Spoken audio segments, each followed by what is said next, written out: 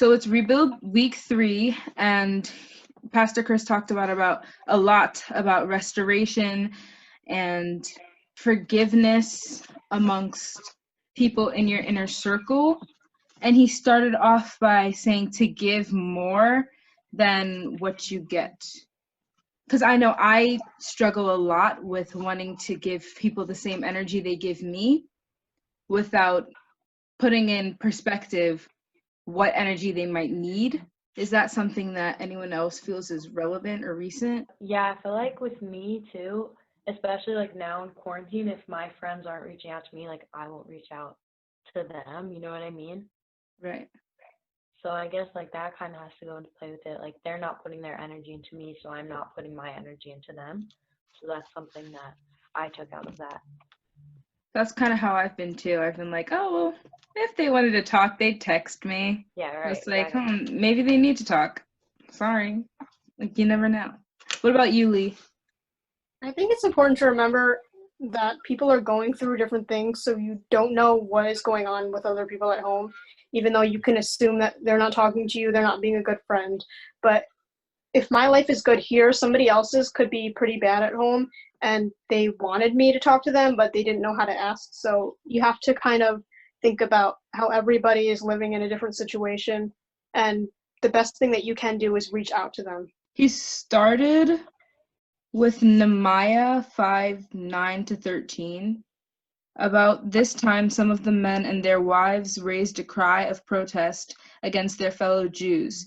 Too, they were saying, we have such large families, we need more food to survive. That part kind of reminded me of like right now, because people are like rioting and things like that. People are kind of going out of their way and showing sides of them that aren't always so positive. I think this lesson right now is really shocking because sermons are so planned in advance. Like we're in the week 3 of this type of message, and it's talking about stuff that it literally has happened this week. That I just think that's cool. Hey, Lee, what about you?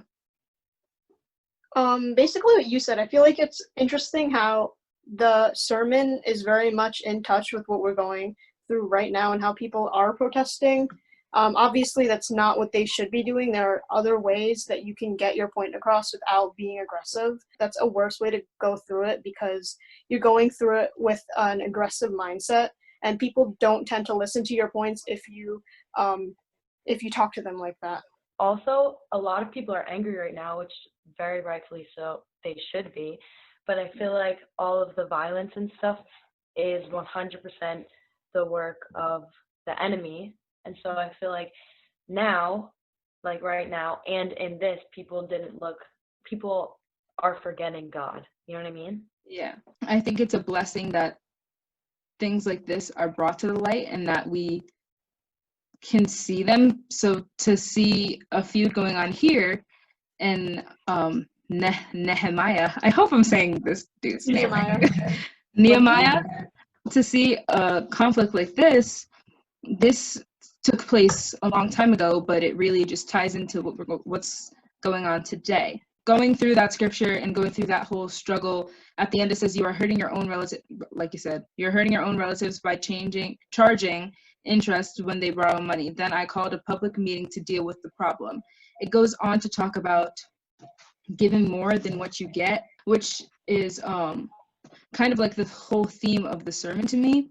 It's like, even when you're not getting everything you think you need, you should give more. I want to say something about this. Yeah. I want to go in and say that as like people, as humans, we think we don't have a very good distinction between what we need and what we want. So when you're giving more to other people, it's just generosity. It's not like they actually need it. It's just you being nice to them. Okay, so he goes on to say, in the same way God is calling us to give more than what we deem is fair. How do you guys pertain that to where we are right now, where you have been? Because I know when it says that he's calling us to give more than what we deem is fair, it makes me think of effort, the amount of effort you put into not only people that aren't so close to you, but people who are completely in your circle. Because I know I try to make outsiders feel at home, because like I know what that awkwardness feels like, but sometimes I forget to look around me and be like, oh, the person right next to me isn't the same as they always are, or they're really awkward. I feel like I'm the same way too, like acting or in school, if I see someone being left out, like I'll make an effort to go to them and try to make them feel included with us and just give more to them. Mhm. And I'll not completely forget about the people in my circle, but to an extent forget that they have needs as well. Do you know what I mean? Yeah, I know what you mean. I think what I try to do with people is figure out like what they're feeling and what they're going through and how I would feel if I were them, and how I would want people to react towards me, so I can react in a way that will be the best for them. What are some like notes you guys wrote down for this, or like things that like stuck out to you about things he said? So the whole call to action thing, the third one that he said was we need to not return sin with more sin. Yeah. That to me is like, what? So, I mean, in regards to what's happening in our country right now, with with the rioting and looting and stuff like that, that pertains to this. Right. Also, like in my personal life, if I feel that someone is doing something to me, then I feel like I need to attack back. Right. Like I completely past the point of forgiveness. I'm like, okay, I'm gonna get you back, and I just completely like push God out of the picture, which isn't good to say. No, but I so get it, because like sometimes when you're so in the Angry. moment, like Yeah, it just leaves your head. Yeah, exactly. And it's like this adrenaline where if someone will do something to me, I just give it Right. back, and it shouldn't be like that. Obviously, shouldn't be Yeah. like, You really called a few people out with that one. number one, too, we need to forgive people even if we think they don't deserve it. That has been on my mind a lot too recently, because it's like there are so many people who I didn't forgive for the longest time, and then I prayed about it and I talked to God about it, and who am I to not forgive these people when God forgives everyone, Right. Me not forgiving them is basically saying that I'm better than God. God. Yeah. What about you, Lee? I just thought of a word when I was reading this, appeasement. I don't know if you know what that means, but it means to give in to the other person to avoid conflict. And I think that I struggled with what is the point where you're crossing the line between forgiveness and appeasement, where you forgive somebody and you understand what they did and you don't try to forget it. But then appeasement is like, I'm going to let you continue to do this to me, because we're talking about forgiveness, and it's good to forgive because we have to do that. But also, if you say that it's okay what the other person did, then they can just continue to do that. So you have to understand that there's a line between allowing them to continue or just forgiving them. Right. Because God forgives us, word. but He doesn't want us to continue to sin. Yeah. That was such a good word to bring up, because I remember like first hearing that word and learning about it, and that's when I was first like, wow, like I appease so many people, like just to avoid conflict. Or like even I remember when I was younger, like I'd appease so many people when talking about God, like they'd just be like, I don't want to talk about it. And I'd be like, you know what? Okay, it's fine. And as I've grown up, I've become a lot pushier with that stuff, because like days are limited, so that's a really good word to bring up.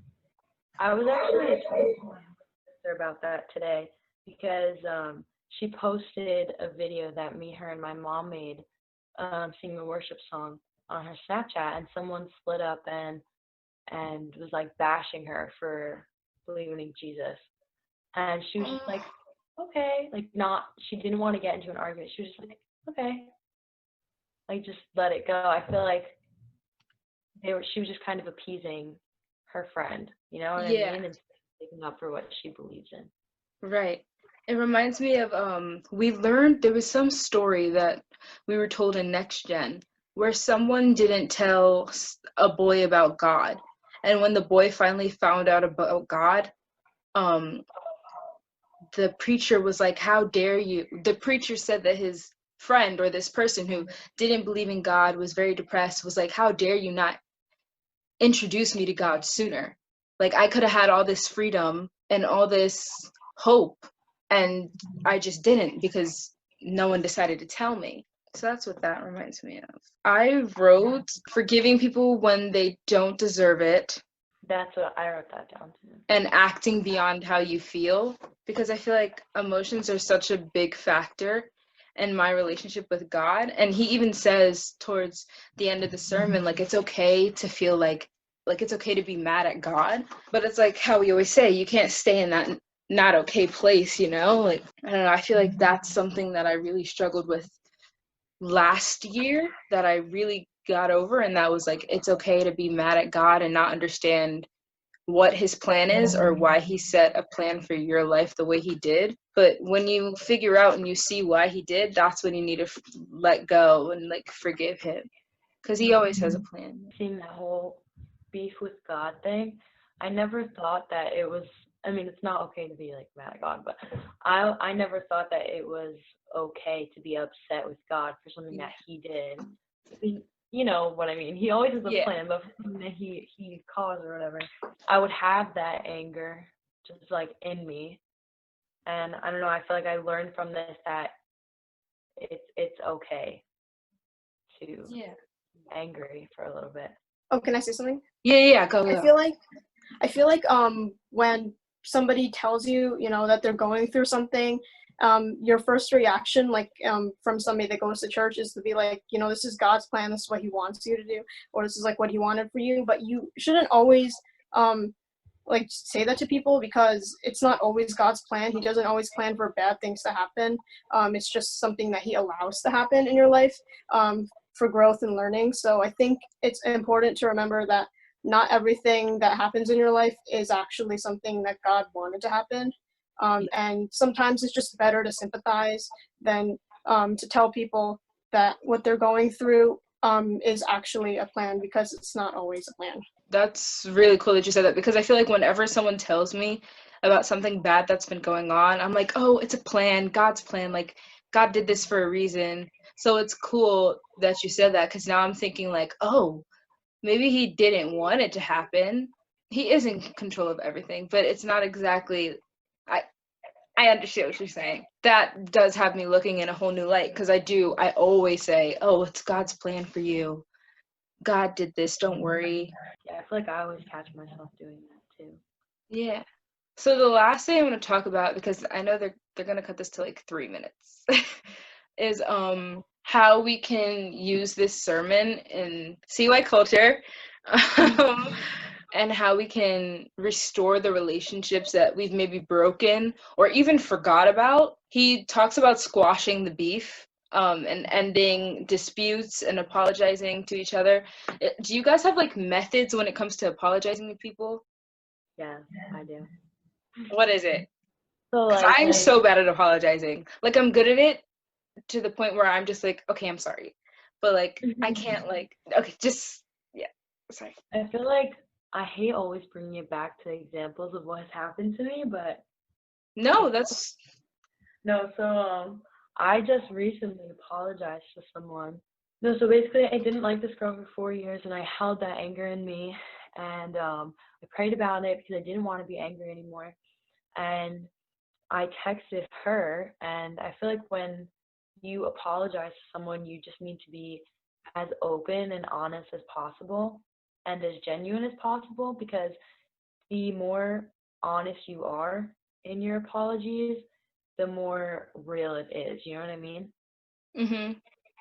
So when I was apologizing to her, I was just telling her my truth and why I was angry and why I was acting like I wasn't angry. I mean, now we're friends. We've been talking every day. That's good. Yeah. So I feel like praying and honesty works for me. Yeah. What about you, Lee? I feel like the issue that I have most time with forgiveness, or like with apologizing to other people, is like I can't get myself to do it, which is really bad because I haven't forgiven myself yet. And then I'm like, I'm going to this person, apologizing to them, for what I did, how I'm really sorry about what was going on, but I still like hold this grudge against myself, and I can't get myself to forgive myself. And I think that's the worst because it's more disingenuous, your forgiveness or your remorsefulness towards other people, if you can't forgive yourself. Those are both really good points. So I would do, from when they see this, if they see this part, forgive yourself and then be honest when you're apologizing to the people so they can forgive you. That's what I would say.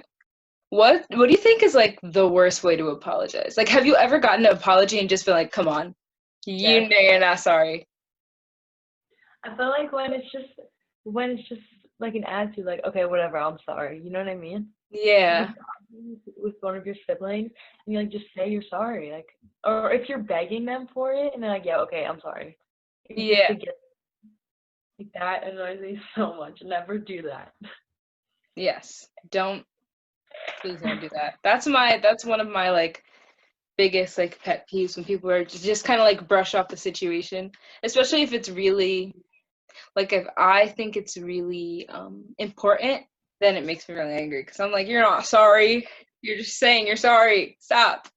You're saying you're sorry to appease me. Oh, look at that.